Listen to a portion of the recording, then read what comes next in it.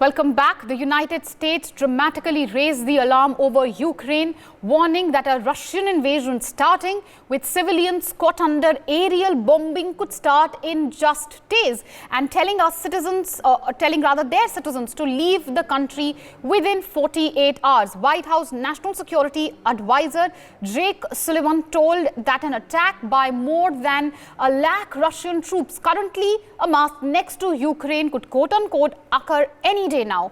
Meanwhile, as per reports, United States officials say that the US is preparing to evacuate its embassy in Kyiv as Western intelligence officials warn that a Russian invasion of Ukraine is increasingly imminent. In another development, French President Emmanuel Macron refused a Russian COVID test ahead of his meeting with Russia's Vladimir Putin. The leaders subsequently held a socially distanced meeting on Monday. They did not shake hands and sat for a 4-hour meter-long table between them, with observers wondering whether Mr. Putin was using it to send a diplomatic message or not. What does really an escalating Ukraine-Russia crisis mean for India? What does it mean for the world? And is really a Russian attack on Ukraine imminent, or is the United States overreacting? We will be assessing all of this and more in the course of the next 30 minutes or so. To help us understand this better, I'd like to welcome my panel of experts, starting with Ambassador Basmati Mukherjee. She is a former diplomat joining us on the broadcast. Also joining us is Alexei Kuprianov, PhD history head of the Group on South Asia and Indian Ocean. Also joining us is Lieutenant General Raj Kadyan, retired. He's a defense expert.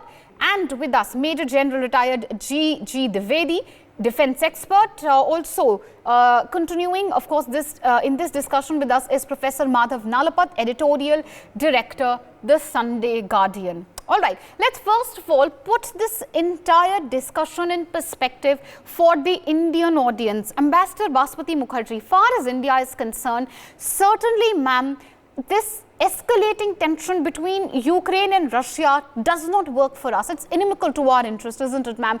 Considering we, at this moment, would like the focus on China. In Quad, we openly name China, but it looks like that the world is now their attention is getting diverted from China to Russia, and that's not something which India would want. Absolutely, Meenakshi. You have, in fact, summarized the answer to your own question. Let me elaborate. As far as India is concerned, as you know, we've abstained in the Security Council. Our interest is to ensure that discussions continue and that there is a negotiated settlement on the way. We are apprehensive that, as you rightly point out, the focus of attention is getting diverted towards the Russian Federation, which for many reasons has been obliged to move closer to China because of certain unfortunate, undiplomatic moves, in my opinion, by the West against Russia over the past several years. And now the Chinese will in fact come out of this crisis even stronger, because it's going to put the Russians in a situation where their only true friend, as they would see it, in this crisis would be China. The Quad, in fact, plays an extremely important role in rediverting the attention of the international community back to where it should be, which is the Indo-Pacific and not Ukraine. And it is perfectly possible for the Ukraine crisis to be resolved. There are many who feel that hyping it up in this manner by Joe Biden in a way diverts attention from the disastrous debacle on 15th August last year in Afghanistan. These warlike noises make the superpower look good to a domestic audience where there are elections coming up, but it is extremely dangerous for international peace and security to play these games, given that the Russians are fully armed. They are a superpower as far as nuclear weapons are concerned. And given the fact that earlier, before this crisis, it was possible with the help of the European Union for the United States to manage better this extremely important bilateral relationship with Russia, and it is important that they do not box themselves into a corner, because the price to be paid for that would be by the international community as far as peace and security is concerned. In case all this saber rattling ultimately does result in a rise of hostilities, and if that happens, then indeed India would be in a very, very tricky situation handling it from outside. So you're absolutely right. We are in a very tricky diplomatic situation as far as this crisis Absolutely. is concerned. It is a diplomatic tightrope walk for India. As far as India is concerned, of course, for India, both US and Russia are allies. And as you rightly said, ma'am, we'd like the focus on Indo-Pacific and not really on Ukraine. But Alexei Kupriyanov, help us really understand, when you have such strong statements coming from America, when America says we want our embassy to be emptied, we want American citizens to leave Ukraine, Russia could attack any time. Many may say that yes, perhaps Joe Biden is hyperventilating. This is exaggeration. Russia may not actually attack, but certainly it does send alarm bells ringing, and it does, of course, increase tensions in the region, isn't it? In fact, first of all, there is no war scare in Russia at all, because about 70% of our citizens completely unaware of this whole story about the alleged Russian invasion, and remaining 30% laugh of this hysteria because inside the Russian public discourse, exercises are simply taking place. The military is working out of quick redeployment between possible theaters or military operations.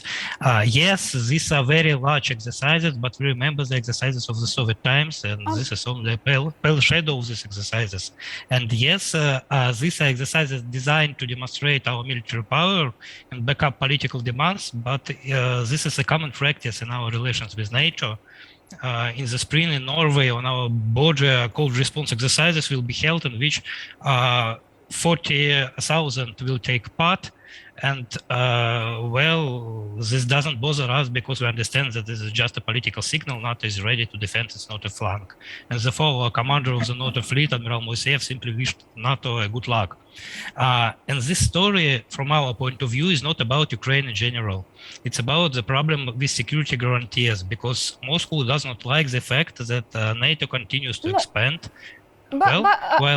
Sorry, I'm interrupting you here, Alexei, but the question is, are you suggesting that the fact that you have almost 1 lakh or more troops amassed at Ukrainian border, that's just an innocuous exercise? And there are alarm bells because of what happened earlier as far as Crimea is concerned, and perhaps that's why there is such a big alarm and there is so much brouhaha about this alleged attack which Russia is planning on Ukraine any time from now.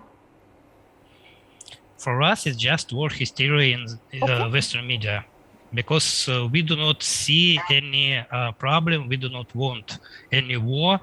We see some red lines, the crossing of which will be perceived by Russian society as legal pretext for war. And first is the invasion of the territory of Russia, of Belarus, which is very unlikely, I think unbelievable. And second is the beginning of Ukrainian large-scale operation in Donbass. Okay. This, unfortunately, is much more likely because there are many hawks on both the Ukrainian political leadership and Ukrainian military. All right, point taken. Lieutenant General Raj Kadyan, sir, would you agree with our expert here as far as Russia is concerned? They, of course, have been claiming that they have no intention to invade. Well, the history, of course, is a little tricky, but when we look at the entire scenario, would you say it's just war hysteria or Third World War? It makes for great headlines, but is it likely? Well, tensions are building up. The alarm bells are ringing more in America than in Europe. And the coolest country in all this is Ukraine. They have not said that an attack is imminent. Russians have been denying it. I don't think there will be military confrontation because both sides know the consequences. Russia has deployed very deadly missiles, which can be capable of carrying weapons with a range of 2,000. Entire capitals of the Western European nations are within range. And some spokespersons have already threatened that if there is a conflict, then we can reduce Europe to a radioactive ash. But that may be empty threat. But knowing both America and Russia, the consequences of what might happen in case the situation escalates to a military confrontation, I think there will be a time when they will pull back. The US perhaps doesn't want Russia to become stronger or to impose conditions that Ukraine should not become a member of the NATO. Russia is rightly worried. They've already taken Poland, Romania, and the Baltic countries in the NATO, and Ukraine is on their doorstep. If they also join NATO, then NATO weapons, NATO troops will be located on the Russian border, which the Russians are rightly concerned. So I think the tension will continue. Of course, the American assessment is that the attack might come before the Olympics end in China, which is 20th of February. But that may be just an alarming situation. Europe is more concerned than US is. US is protected by the distance far off. Europe is also dependent on the Russian gas, particularly the Germans. No, Russia, so I get your point. Russia has made its stand absolutely clear when it comes to, of course, Ukraine joining the NATO. But Major General Gigi Dwivedi, how do you see the tensions flaring up from an Indian context? If at all a war erupts between Russia and Ukraine, it's of course one of the most tense situation which one has seen far as Europe is concerned post-Cold War. What really would it mean for India? Baspati Mukherjee, of course, rightly said it's a diplomatic tightrope war for India. But otherwise also, what really could be the ramification if the conflict escalates further, sir, for our country? Well, Meenakshi, I think first and foremost, we need to get this situation right. As military expert in such situations, we consider two factors. One is intent and second is capability. If you talk of capability, Russia has the capability to either go for limited war or even go for full-fledged war. Okay. Because they have about 150,000 troops deployed in a war-ready condition, and therefore militarily, Russia has the capability to go in for either limited or full-scale war. Yeah. But then we come to intent. Well, all wars are fought with very clear political aim. And Putin would know whether it is a cost-effective option to go for war or the political aims can be better achieved without going to war. I think any military mind and a political mind would suggest that Putin can achieve his aims without going to war, but he will like to ensure that he gets the maximum political objectives at this stage. A favorable regime in Ukraine, get the maximum concession from the West, and position himself in such a way that he can bargain it out. Okay. Now, coming to Indian point of view, I'll just take a minute. So from Indian point of view, a war doesn't suit us because, as other panelists have very clearly brought out, that Russia is a very close friend, strategic friend. We won't have it involved because that will have serious backlash from the West, and also Ukraine are not going to give it a free run, so it will cause bloodshed. And secondly, China will now then go on the sideline, and our main concern is China, and the focus will shift out. If I summarize, I think Putin will be wise not to press the trigger, but get all the political advantages without actually firing a shot. Meenakshi. Professor Nalapad, would you agree with Gigi Dwivedi that as far as Russia is concerned, perhaps it's just an arm-twisting measure, perhaps it's just posturing, and even for Russia, an actual war does not suit the purpose. Perhaps it is only America which is hyperventilating. Well, I'd like to remind you that I've been a strong supporter of the Quad, a very strong supporter of an India-US defense and security partnership. But I'd like to point out here very frankly that why is the Western media forgetting the 130,000 Ukrainian soldiers poised on the borders of the eastern territories that are today, in a sense, autonomous of Kiev. The fact is that in the Georgian, at that one time, a Georgian president, I remember, had this illusion that he can go and send his troops and basically take over the whole of Georgia and nothing would happen. Well, as it happens, Vladimir Putin created two new countries, cutting away those territories permanently from Georgia. He has done the same in the case of Crimea. Now, I think personally, I have a lot of friends, not too many friends in Russia, I'm afraid, but a lot of friends in the United States and in other countries. And they have been saying that the Americans have been basically not discouraging, let's say, elements in Ukraine who want to send the military into the Donbass, into the other territories where the ethnic Russians are predominant, and basically, establish a military occupation of that region. So exactly what the Georgians wanted to do. In 2008, of course, this is what Mr. Putin did. I am very certain that if, and I don't know whether NATO has given some informal guarantees or whatever, because we all know that in diplomacy, countries promise a lot in private and deliver nothing in public. The good news is the Americans are promising nothing in public and they're delivering very little in public. So I'm not sure about anything private. But the reality is that this is essentially, in my view, this deployment of Russian forces is not really to even occupy the Donbass and other parts of eastern Ukraine. It is meant to deter the Ukrainian forces from doing that. I want to end by one single point. Listen, one, if there is a war, it will be created by US hysteria. I remember the US hysteria when we had Operation Parakram. Oh my God, nuclear war is about to break out. Yeah. And Ambassador Blackwell said, all Americans run away. For heaven's sake, that was stupid. I wrote a piece which came in a lot of American papers that this is the nuclear war is impossible. Pakistan generals are not mad. And the same way, I'm sorry to say that in my view, war will not take place, because I think the Ukrainians understand that if he was serious in Georgia, he is doubly serious in Ukraine.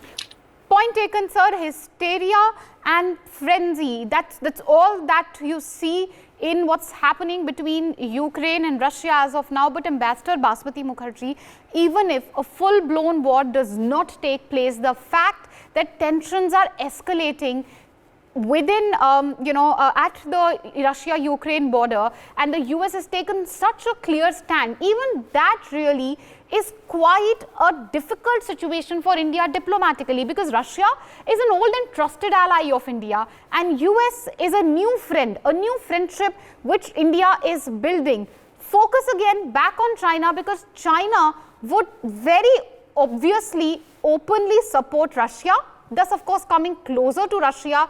And as far as India is concerned, India seems to be caught in a very difficult situation, isn't it, ma'am? I think we've made it very clear through our abstention in the Security Council that our focus is on China and that we want to negotiate an end to what's happening in Ukraine.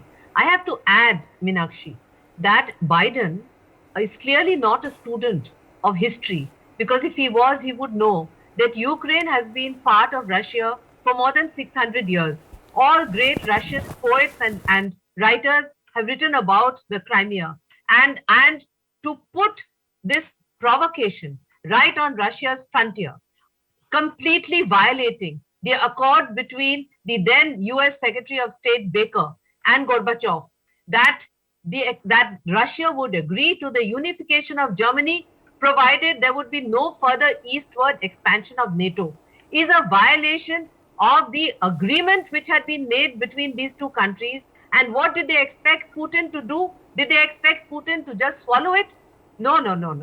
So I think that it is time for Biden to take a deep breath and be realistic about what he is demanding from Russia, and to understand that just as Russia also accepts and appreciates Western European history, the Americans should do the same. The European Union understands much better than Biden what the stakes for the Russians are in Ukraine. That's why they are not at all enthusiastic about any hostilities breaking out. That is precisely why they have stepped up the diplomacy. As far as India is concerned, Meenakshi, it is very clear that we will not get involved in Ukraine. We have a time-tested relationship with the Russian Federation, and we have no interest in Ukraine becoming a pot boiler and then diverting attention from China. So I think Point that taken. this has to play out. Absolutely, and absolutely, ma'am, point taken, and this is what really works for India. We would not like tensions to escalate between Russia and Ukraine. It is inimical to our interests. Alexei Kupriyanov, where do you see really the talks which are now lined up between Biden and Putin going? Would you, or rather, do you think that after these talks, at least this war hysteria which US seems to be building, that is going to come down?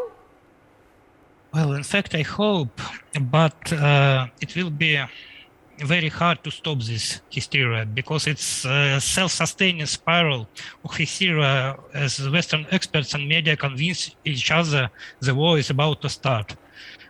For us, it's completely alternate reality, and we'll try to stop it, but I'm not sure that it will be stopped during this talks, during these discussions, but I hope it will be stopped after the end of our exercises in the end of February. And would you say, let me take this forward really, Lieutenant General Raj Kadyan, would you say that these type of talks by US, when US says leave the embassy right away, the Russian threat is imminent, the war is imminent, would you say that US making these statements right before you have talks lined up between two top leaders, of course Putin and Biden, that sort of casts aspersions on the talks as well, and also dims really the hopes which anyone had that post these talks the situation would have stabilized? In my view, the possibility, of course, is always there, but there is no probability of a military conflict. But should there be one, and there is a big if in that, then for Russia, it will not be like a repeat of Georgia or any other small country, because Ukraine today has the largest army in Europe, second only to Russia. So it's not a small country with a population of over 4 crore. And the sentiment is being built up against the Russian invasion. So India, of course, has to play I am not an expert on diplomacy, and Mr. Mukherjee is very clearly brought out. Will be in a very tight situation. Yeah. But I don't think India should take any overt action at this stage of removing embassy personnel or anything, because that might create wrong kind of signal. Right, sir. It's a bit extreme, and many are, of course, criticizing the United States also for such a drastic and dramatic step, because it raises the alarm and it increases tension between Ukraine and Russia. And as you rightly pointed out, far as India is concerned, it is not in India's interest that tensions escalate between the two countries. We'd like the focus on China. We'd like the focus on Indo-Pacific. Of course, all of us, the world, watching all the developments at the Ukrainian border with bated breath and hoping that post-talks of Biden and Putin, the situation really diffuses further. It was a rather diverting discussion. I would have liked to take comments from all the experts, but time constraints, of course, tell us to wind up the debate. But as far as Ukraine and Russia is concerned, tightrope diplomatic walk for India.